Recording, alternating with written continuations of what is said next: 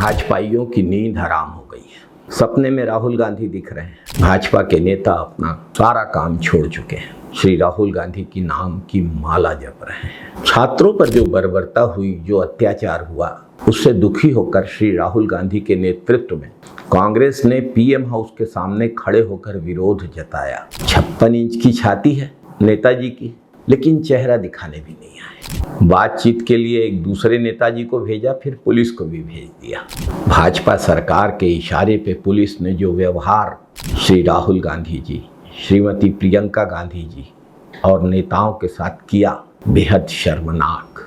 भारत में लोकतंत्र के इतिहास में एक काला धब्बा। देश भर में इसकी तीखी प्रतिक्रिया हुई। बौखला गए भाजपा सरकार के मुखिया। सारे नेताओं को लगा दिया श्री राहुल गांधी के खिलाफ मोर्चे में। कांग्रेस कार्यालयों के घेराव के नाम पर पत्थरों से हमला किया गया, लाठियों से हमला किया गया, लोकतंत्र पर चप्पलें उछाली गई, आंसू गैस के गोले दागे गए। छत्तीसगढ़ में तो भाजपा सरकार के मंत्री सब कुछ छोड़कर कांग्रेस का कार्यालय घेरने चले आए और पत्थरबाज, चप्पल फेंकने वाले असामाजिक तत्वों का हौसला बढ़ा रहे थे। आज श्री राहुल गांधी जी के खिलाफ बोलकर, मासूम छात्रों के खिलाफ बोलकर हर भाजपा नेता सुर्खियां बटोरने में और दिल्ली दरबार में अपना नंबर बढ़ाने में लगा है। पता है इन मंत्रियों को कि मंत्री पद की कुर्सी के लिए एकमात्र योग्यता दिल्ली दरबार की जी हुजूरी ही है। इसीलिए केंद्र या राज्य के सारे मंत्री रात दिन सारे काम छोड़कर श्री राहुल गांधी जी, पंडित जवाहरलाल नेहरू के नाम की माला जप रहे हैं। वित्त मंत्री से महंगाई पर सवाल पूछा जाता है तो बोलती हैं कि मैं प्याज नहीं खाती। शिक्षा मंत्री से पेपर लीक रुक ही नहीं रहा है। सड़क परिवहन मंत्री के स्पेस टेक्नोलॉजी वाली सड़कें टूट रही हैं। पेट्रोल में मिलाकर बेच रहे इथेनॉल से गाड़ियों का एवरेज गिर रहा है। लेकिन भाजपा सरकार के सत्ताधीशों का कमीशन निरंतर बढ़ रहा है। छत्तीसगढ़ में सब जान रहे हैं। छत्तीसगढ़ में कमीशन के फिगर की चर्चा बच्चे बच्चे की जबान पर है। और यही है भाजपा नेताओं में मंत्री बनने की योग्यता। अगर ये योग्यता नहीं होती तो कुछ दूसरे लोग मंत्री बनाए गए होते। इन मंत्रियों के सर्वोच्च नेता पर क्या ही बात करें। राहुल गांधी जी पीएम हाउस के बाहर खड़े थे, छात्रों के साथ हुई बर्बरता और अत्याचार के खिलाफ न्याय की बात करने के लिए। इससे भाजपा नेता बौखला गए और कांग्रेस कार्यालयों पर पत्थर, लाठियां और चप्पल फेंकने लगे। अब चप्पल फेंकने वाले संस्कार, लोकतंत्र और मर्यादा पर ज्ञान दे रहे हैं।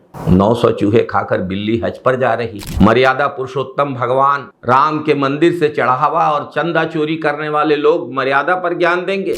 थोड़ा तो आंखों में शर्म का पानी बचा लो, या सत्ता के घमंड में और कुर्सी की लालच में सब कुछ बहा दिया है। कार्यवाही के दौरान घायल होकर राजीव भवन पहुंचे पुलिस कर्मियों का भी कांग्रेस कार्यकर्ताओं ने हालचाल जाना।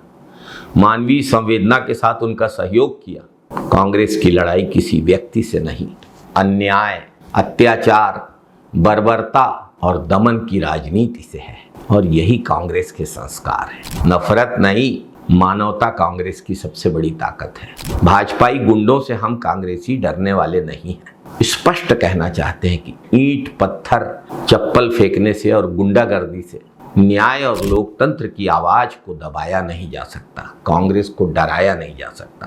कांग्रेस का प्रत्येक कार्यकर्ता संविधान के साथ, न्याय के साथ, लोकतांत्रिक मूल्यों के साथ और जनता के अधिकारों के साथ खड़ा है। जब वर्तमान भाजपा के वैचारिक पुरखे अंग्रेजों के साथ दोस्ती कर रहे थे, तब भी कांग्रेस के कार्यकर्ता अंग्रेजों की लाठी और तोपों से डरे बिना देश की आज़ादी के लिए लड़ते रहे।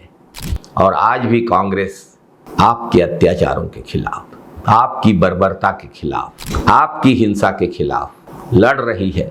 देश को आपके दुशासन से मुक्त कराने के लिए लड़ रही है। पहले लड़े थे गोरों से, अब लड़ रहे हैं चोरों से। जय छत्तीसगढ़, जय हिंद।